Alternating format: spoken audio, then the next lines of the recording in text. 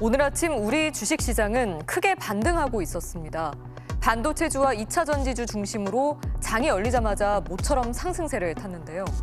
그런데 공교롭게도 체포영장 집행이 무산되자 곧바로 떨어져 주춤했습니다. 배주환 기자입니다.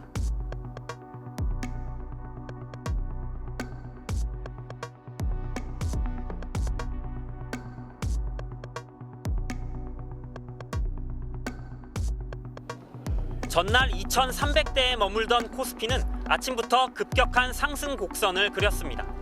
외국인이 다시 매수에 나서면서 반도체주를 중심으로 엿새 만에 반등하기 시작한 겁니다.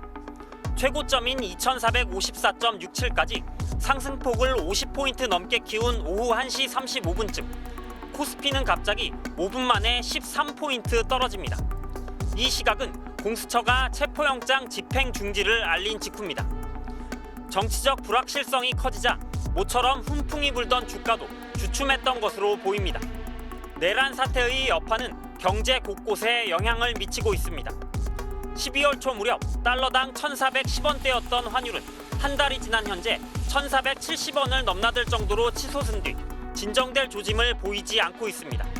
계엄으로 촉발된 경제의 변동성은 헌법재판관 임명 보류와 권한대행 탄핵 소추 이후 급격히 확대되었습니다.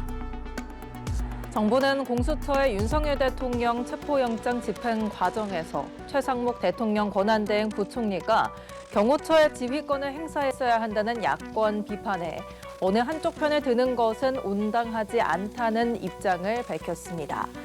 정부 관계자는 오늘 연합뉴스TV와의 통화에서 경호처와 공수처가 협의해 법대로 진행하는 것이 바람직하다며 이같이 말했습니다. 체포영장 집행이 실패하면서 경호처 지휘권을 가진 최상목 대통령 권한대행을 놓고도 비판의 목소리가 나오고 있습니다. 영장을 불법적으로 거부하는 상황을 그냥 지켜보는 걸 넘어서 도와주려 한 게 아니냐는 반발까지 나왔습니다. 유한울 기자입니다. 최상목 대통령 권한대행 부총리는 오늘 경제와 외교 관련 일정을 잇따라 소화했습니다. 올해 우리 경제는 국내 정치 상황과 미국 신정부 출범 등으로 대내 불확실성이 크게 확대될 것으로 예상됩니다. 대내의 불확실성을 말하면서도 거기에 일조하고 있는 대통령 경호처의 체포영장 저지에 대해선 묵묵부답이었습니다. 최 권한대행은 앞서 1차 영장 집행 당시 법과 원칙을 강조하며 관계기관이 잘 처리하길 바란다는 원론적인 입장만 내놨습니다. 이틀 뒤인 어제 나온 입장 역시 법 집행 과정에서 시민들과 공무원이 다치는 일이 없도록 각별히 신경 써달라는 게 전부였습니다.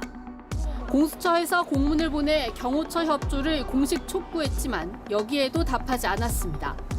그 사이 최 권한대행이 한 일은 오히려 경찰에 관저 경호 인력을 추가로 배치할 수 있는지 검토해보라고 요청한 거였습니다. 12.3 비상계엄 사태 이후 한 달 만에 한국과 미국의 외교 수장이 만났습니다. 밝게 웃으며 악수했지만 윤석열 대통령의 비상계엄 선포가 매우 우려스러웠다는 미국의 언급이 나왔습니다. 이런 우려를 당시 한국 측에 직접 전달했다고도 했습니다. So we got serious concerns about some of the actions that President Yoon took. We communicated those directly to the government. At the same time, just as Americans' democracy has faced challenges throughout our history, we trust that the Republic of Korea, as a leading global democracy, will proceed in full accordance with its constitution and the rule of law. 한국이 법과 원칙에 따라 지금의 혼란을 수습해야 한다고 말한 걸로 들립니다. 이때 뉴욕타임스 기자가 윤 대통령이 북한이나 러시아 지도자처럼 행동하는 것이 한미 관계에 어떤 악영향을 미칠 것 같은지 물었습니다. He appeared to be adopting strategies similar to the ones that autocrats in North Korea, Russia, and China use to stay in power. Why has their head of government gone in the same political direction as their national enemies and rivals? And how are you dealing with the tensions this has created with the United States? 이 질문에 블링컨 장관은 다시 법치, 즉 헌법을 따르는 게 매우 중요하다고 말했습니다. 윤석열 대통령이 촉발한 동맹국의 혼란이 법과 원칙대로 해결돼야 한다고 애둘러 다시 강조한 걸로 보입니다. 내란 사태로 우리 경제가 더 어려워지고 있다는 소식 여러 차례 전해드렸습니다. 오늘은 국책연구기관인 KDI가 이례적으로 정치 상황을 반영한 경제 동향을 발표했습니다. 결론은 8년 전 박근혜 전 대통령 탄핵 때보다 더 빠른 속도로 경제 심리가 나빠지고 있다는 겁니다. 이상화 기자입니다. 서울 마포구의 한 곱창 가게. 단체 예약이 실종되면서 9시만 되면 가게가 텅텅 빕니다. 작년에도 뭐 어렵긴 했지만 그래도 뭐 이 정도는 아니고 9시 되면 손님이 끊어져 버려요. 일단 사람부터 줄이는 수밖에 없잖아요. 시장도 한산해졌습니다. 오른 체감 물가 탓에 소비자들도 쉽게 지갑을 열지 못합니다. 그저께는 3만 원, 어제는 7만 원. 계속 줄어요, 계속. 자꾸 이 장사한다고 빚만 주는 거야. 집세 줘야지, 못 줘야지.